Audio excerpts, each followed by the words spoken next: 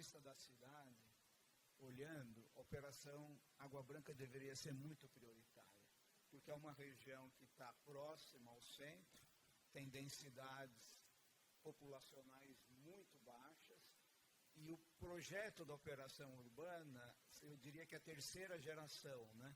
Porque ela consegue desenhar ao mesmo tempo que transforma o espaço urbano que vai ser criado. Mas ela não decola, né? Ela não decola porque compete, né? Compete com os eixos em áreas de maior interesse imobiliário e não acontece, né? Agora, se você olhar para o interesse da cidade, ela deveria ser muito prioritária, né? Então, como caminhar com isso, né? Você talvez possa comentar, Jorge, realmente por que não está vendo ainda aquele interesse na Água Branca, né? Do ponto de vista da cidade seria muito importante. Então, tem aquela ideia, né? Talvez tenhamos que fazer algo, né, para concentrar onde realmente o poder público quer ver a transformação.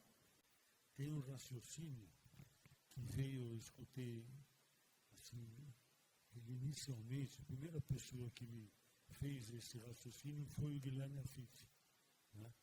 E ele me disse, faz tempo já, 20 anos, ele falou, olha, Jorge, se você imaginar a linha do trem, o trem vem do interior, né?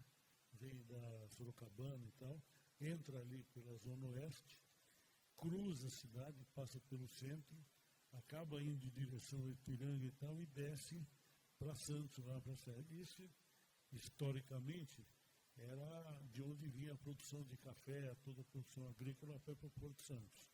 E foi ao longo desse trilho de trem que teve um desenvolvimento de galpões e de indústria mais adensado.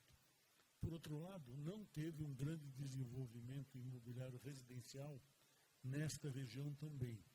Então, se a gente buscasse espaços, terras, terrenos, para ter uma produção imobiliária incentivada ou um adensamento maior, é uma região bem localizada, com toda a infraestrutura necessária, mas ela não consegue pegar.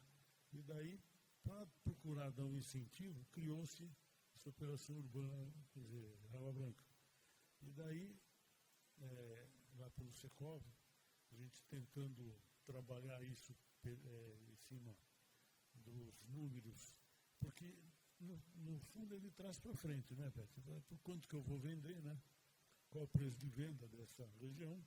Então, você precisa ter um fator da terra que não pode chegar a 15%, 20%, 25% do preço de venda. O resto é construção, juros, lucro e tal. Dentro desses 15%, 20%, você precisava dar um incentivo e precisava criar um valor de CEPAC. Então, tem aquela empresa Amaral Dávila que fez todas essas contas e propôs um valor de CEPAC.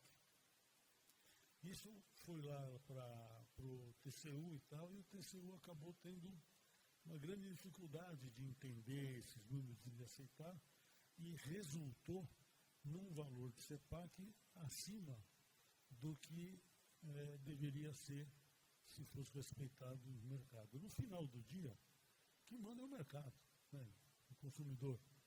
Então, de repente, para uma pessoa, para uma família atravessar aquele trilho de trem ali, atravessar a ponte e sair da região de Vila Romana, Perdizes, de todo Sumaré, atravessar e ir morar ali na região da Barra Funda, do Parque Thomas Edison, toda aquela região que pode ser transformada, ele precisaria de ter um preço bem menor do que seria o preço que ele tem que pagar aqui, porque daí, automaticamente, ele atravessa a ponte e vai morar.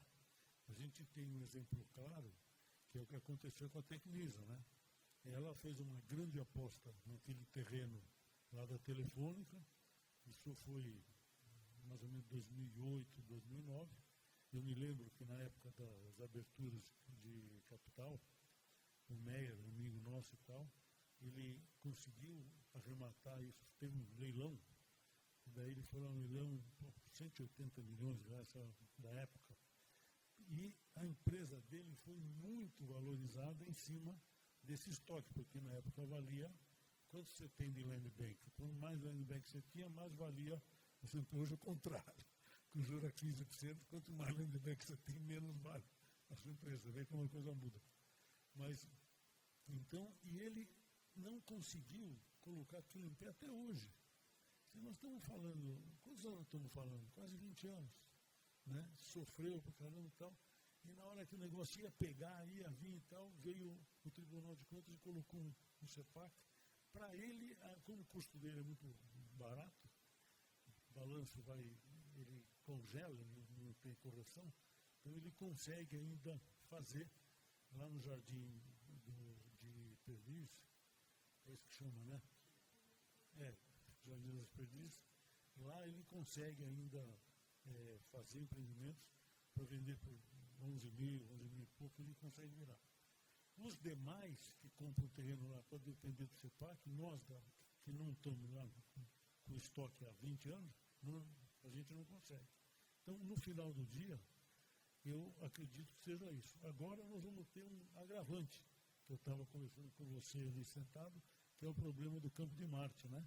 Que vai ter voo por instrumento, vai baixar o gabarito em toda a região. Para você ter uma ideia, o Campo de Marte, a pista do Campo de Marte está a 700 metros de altura em relação ao mar, e Congonhas está a 820 metros. Então ele é 120 metros a menos, e quando você coloca os cones de aproximação, tanto na cabeceira como nas duas cabeceiras, você reduz esses 120 metros, você perde andares, então tem muita gente prejudicada, não sei o que isso vai dar, mas esse é um agravante, pegou em cheio essa região.